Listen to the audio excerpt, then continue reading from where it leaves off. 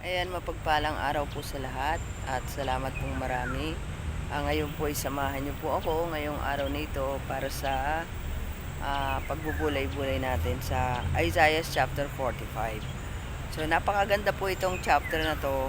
This is about the prophecies of comfort and freedom. So a picture of believers being set free from the captivity of sin and death. So magmula sa chapter 40 may nabanggit din po doon. So chapter 45 po tayo na kung saan ay hinirang ng Panginoon na si Yahweh, si Cairo, si Cyrus, yun, sorry. King Cyrus, mahirap kasi siya sa Tagalog. So King Cyrus upang nga po ay atasan para sa kanyang bayan. At napakapuri ng Panginoon kasi yun nga, bagamat hindi niya kilala ang Panginoon dahil siya nga po ay isang pagan worshipper, but the Lord used this king for his plan and purposes dun sa kanyang bayan na mga na Israel. So napakaganda po ng ano dito ng Panginoon that maano po natin dito sa mababasa natin sa verse 18 magmula po sa verse 18 to 25. Ito po ay pagpapakilala ng Panginoon sa kanyang kapangyarihan to save everyone within the nation who turn to Him. So ito yung kung saan ay makikita natin kung paano ililigtas ng Panginoon yung sa pamamagitan ng kanyang kapangyarihan. So sabi nga po dito sa verse 18, si Yahweh ang lumikha ng kalangitan, siya rin ang lumikha ng daigdig. Ginawa niya itong matatag at mananatili at mainam na tirahan. Siya ang may sabing, ako si Yahweh at wala ng ibang Diyos. At sabi naman sa 19, lahat ng salita ko sinabi ng hayagan, isa man o layunin, sa layunin ko hindi inililihim. Hindi ko pinapahirapan ng isa sa paghanap sa akin. Ako si Yahweh, sinasabi kong lahat ang katotohanan at inihahayag ko kung ano ang tama.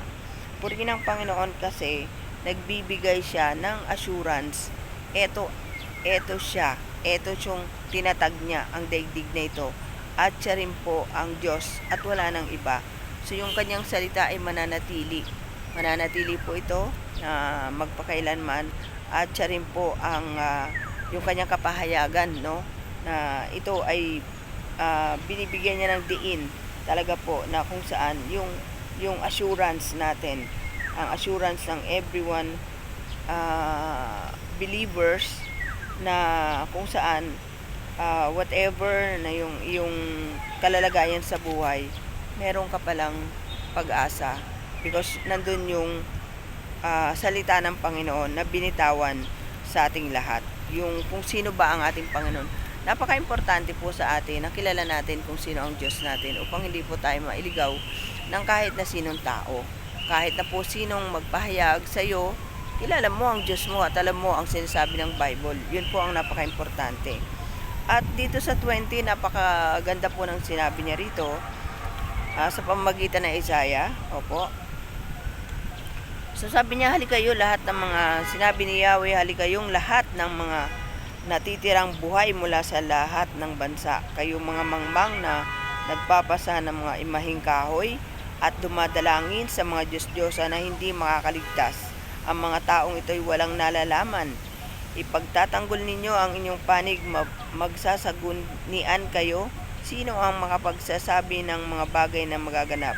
Hindi ba akong si Yahweh ang Diyos na nagliligtas sa kanyang bayan? Walang ibang Diyos maliban sa akin. So purihin ang Panginoon, no, na kung saan ang Panginoon ay nag-i-invite.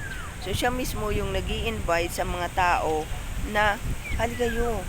Kumbaga, hindi siya namimili eh. Dito nga binanggit maging yung nagpapasan ng mga imahing kahoy. So ibig sabihin, Gentile ka man, Jews ka man, ikaw man ay pagan worshipper or ikaw ay worshipper ng Lord.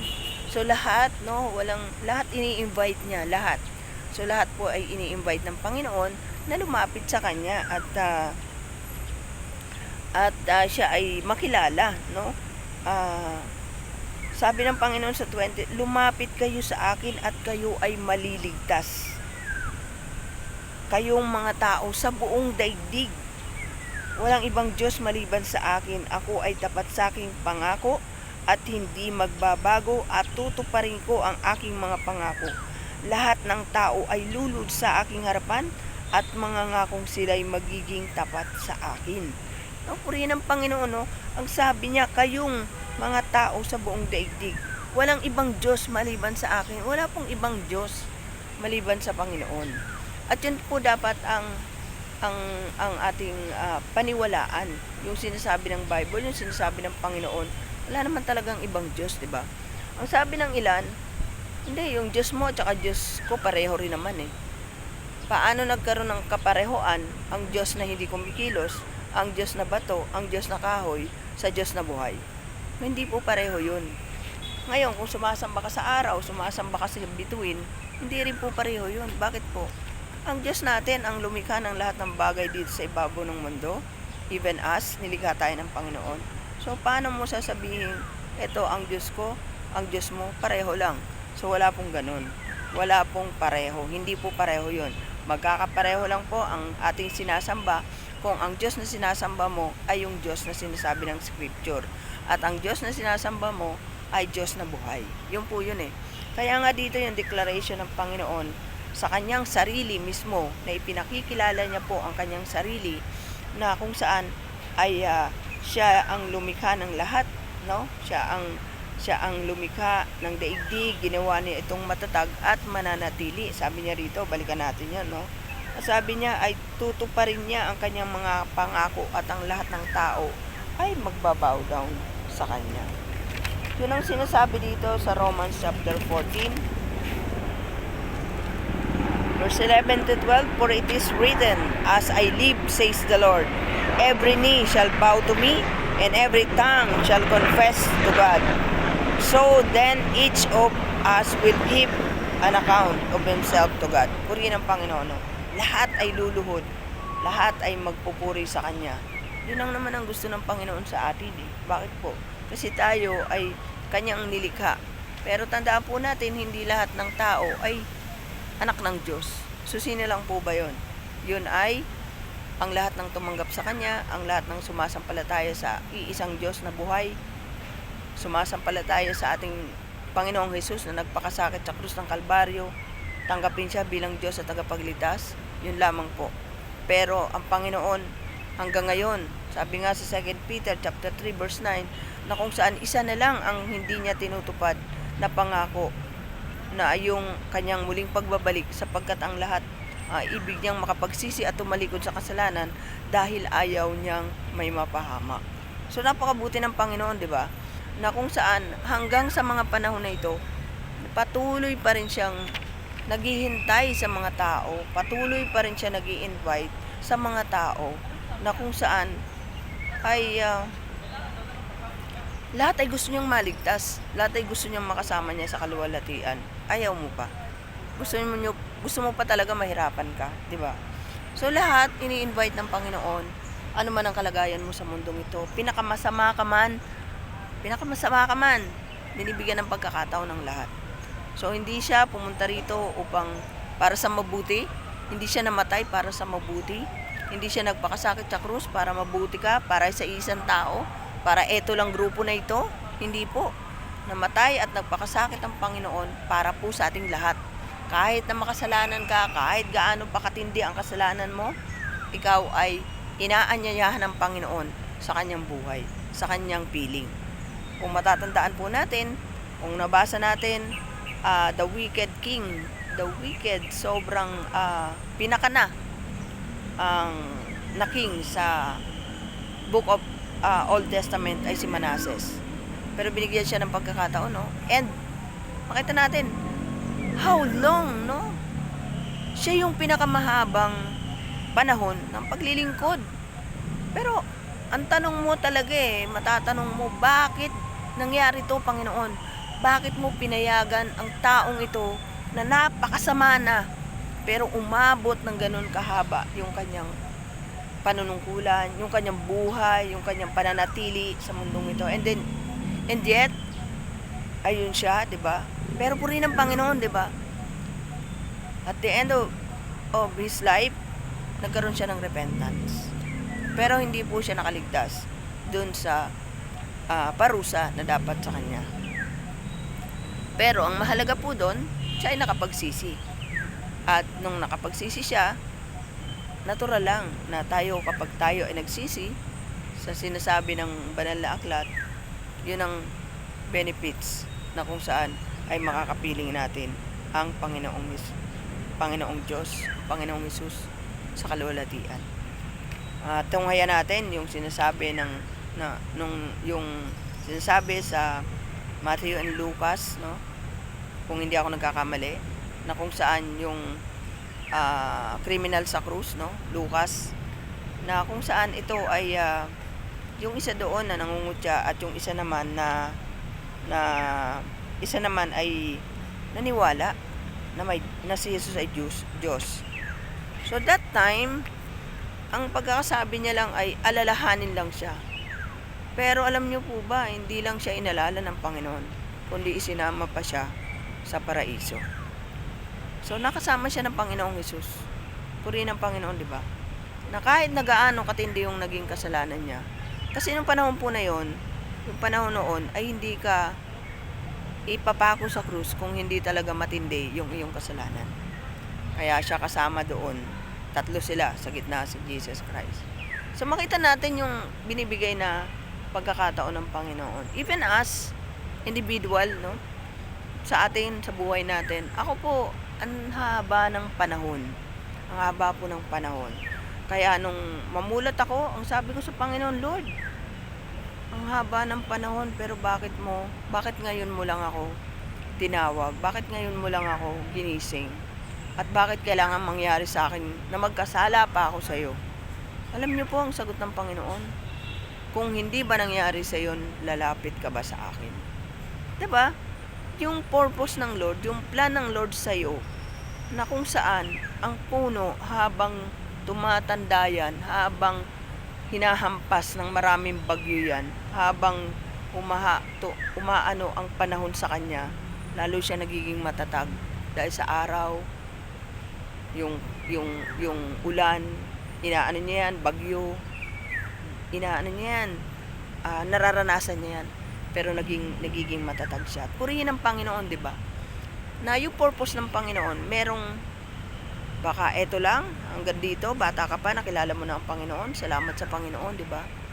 At ganun din sa mga may nakilala po ako during evangelism na kung saan she is 80 years old. At yung time lang na yun siya nakarinig ng salita ng Panginoon. Alam niya naman ang Bible pero hindi niya to nababasa.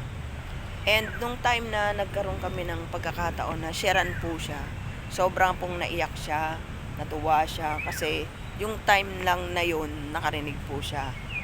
At dalangin ko kasi malayo na po ako sa kanya na padalan pa siya ng Panginoon ng manggagawa upang magpatuloy po dahil siya ay ando na sa stage na mahina na siya pero purihin ng Panginoon dahil ito yung maririnig niya ang salita ng Diyos para siyang sobrang galak siya, na naiiyak siya, natutuwa siya kasi hindi niya ma-explain yung kanyang nararamdaman.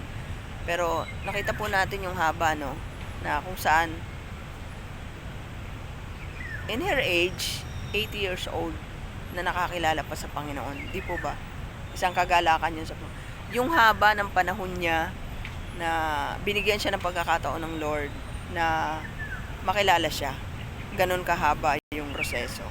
Nakita din natin sa Old Testament yung mga patriarch doon, hindi ganun ka bilis, no, ang proseso. So ganun din po sa atin na kung saan hanggang sa mga panahon na to, God given a chance, several chance to everyone, confess and repent, and someday they bow down to Him, worship Him in spirit and truth. Yun lang naman ang gusto ng Panginoon na makilala siya. Pero alam niyo po ba, yun ang isang nakakalungkot. Kasi ang mga tao, pag sharing the gospel or Bible study, takbo ng takbo. minsan palapit ka pa lang, yung iling niya, alam mo yun, parang iiling na siya ng 36 degrees. 'Di ba?